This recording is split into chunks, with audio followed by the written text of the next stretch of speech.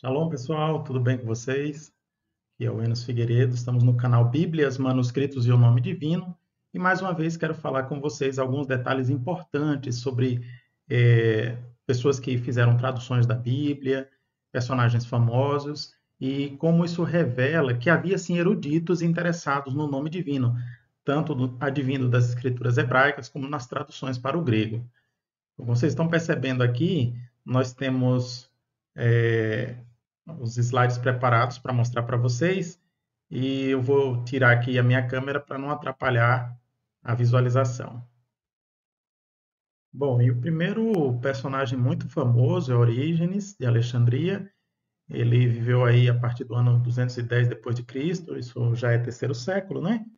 E uma das formas dele se referir ao nome divino, quando ele trocava cartas, e ficou alguns registros, por exemplo, o Yaô, né? Que se consultarmos então o Gerhard Gertux, ele vai dizer que para a forma latinizada seria correto colocar como Iá, tá bom? Essa expressão Yaô, em grego, equivaleria à forma reduzida do nome divino, abreviada para Iá. E em duas outras fontes, relata-se que Orígenes também cita o nome divino como sendo Iaoia, a forma completa, no caso, do que ele conseguia entender na época, era assim que ele fazia referência. E sabemos que Orígenes também produziu Exapla, né, que é um livro, que é um tipo de Bíblia composta então em 6 colunas, né, com hebraico e com grego. E na próxima imagem fica mais fácil da gente observar aqui,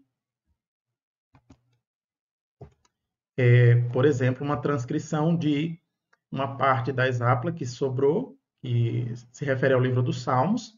Já tive mostrando aqui em outros vídeos, né? Mas aqui nos interessa a coluna grega da Septuaginta, na qual associa o tetragrama com a abreviação do nome divino para Kyrios, ou KS, né? Que é um tipo de nome sacra, quer dizer, uma abreviação, né? Como se em português fosse SR. Então, no grego, KS, KU, tudo se referindo a Senhor, né? Mas alguns imaginam que esse Senhor se referia apenas a Jesus. Às vezes se refere a Jesus, mas às vezes também se refere ao próprio Todo-Poderoso, ao Criador, ao Pai, que em português a gente chama Jeová, representado pelo tetragrama em hebraico. Lado a lado, a gente percebe que o autor reconhecia que KS também se referia ao tetragrama, a Jeová. Inclusive, outros autores fazendo pesquisa nesse material de Orígenes, na Exapla, relata que, por exemplo, em 1707, que a referência que eles davam em grego era colocar como se fosse um tetragrama, parecido com um tetragrama ali no texto grego. As letras, né, que a gente vê aqui são letras romanas, mas que lembrava as pessoas da época que ali aquela ocorrência era sim do tetragrama, né, conforme a gente vê mais abaixo aqui as letras hebraicas, e que em grego se fazia muita referência a essas letras aqui, né, dessa forma, e na Septuaginta aparece o termo como Kyrios, tá? E mais adiante ele explica ainda que as pessoas evitavam o uso, né, falavam Adonai ou Kyrios, mas que na verdade se tratava assim do nome que ele chama de inefável, mas escreve aqui Jeová, né? Ou no latim Yehowa, tá? Então, sim, eruditos tanto da época de Orígenes como posteriores examinavam o tetragrama e tinham também a consciência de que uma forma legítima de verter para a língua latina seria aí Yehowa, e a gente sabe que em português mais tarde chegaria então a tradução como Jeová. E se a gente está citando a Septuaginta e mostrando essa nómina sacra aí, é interessante que há um texto relatado aqui nessa obra do Adrian Heinlein, em 1707, ele mostra lá na página 554 um versículo da Septuaginta, que seria 2 Samuel 1:2, no qual o tetragrama seria vertido a forma aqui em grego para Iodá, né? Aí o autor explica que, segundo Nicholas Fuller, né, ou Fuleros, ele diz que essa forma de transcrever aqui do grego seria uma forma que se aproxima muito da forma Yoá. Então, o tetragrama aqui, que foi vertido na Septuaginta como Yodá, não seria Yodá, não seria um D, seria um U, né, Yoá, que seria a forma mais aproximada. E é muito interessante que esse resquício está presente na Septuaginta, mas é pouco comentado. Mas é uma forma de perceber, sim, que no grego alguns tinham essa consciência relacionada com o nome divino, de verter o tetragrama com a forma Ioá. Sabemos que em grego tinha várias formas, né, deles verterem o nome divino, mas inclusive essa aí. E Epifânio também é um autor que tinha sua erudição na época, e sobre o nome divino, relata, pelo menos a gente encontra aqui duas fontes colocando que ele se referia como Jeová, né? Ou ainda alguns citam até Yahvé, mas não colocam as fontes para a gente consultar, né?